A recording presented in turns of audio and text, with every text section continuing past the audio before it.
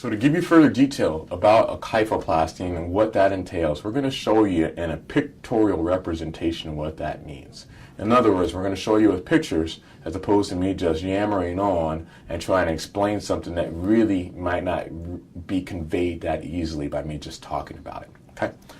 So what you can see in some of these stills here is what happens when you have a fracture. The fracture itself looks like this. It's the same thing as if we held this spine model up. It's in a lateral view, but instead of it being square, it ends up being triangular in nature because it's fractured normally towards the front of the spine.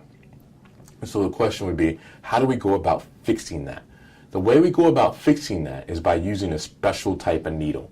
And that needle, as shown in this picture, comes in, and it's the blue line that's right here, that we basically insert by utilizing X-ray to show us how to enter into that bone. And so we look at that bone from a couple different vantage points. We don't just enter into it like this. That's not the way it's done.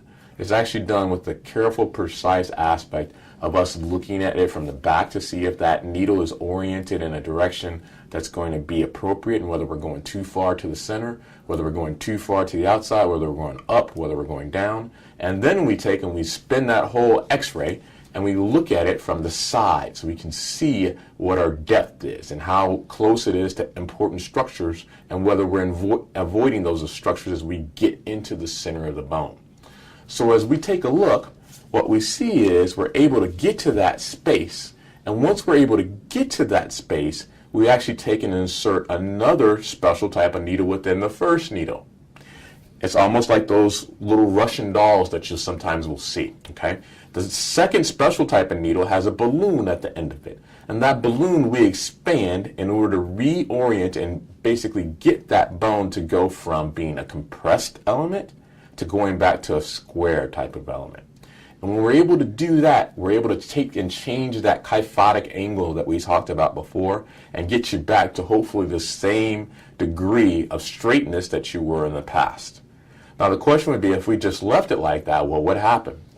What would more than likely happen is because that air that exists now in that area of the bone, you would just have another fracture. The bone would go back to the way that it was.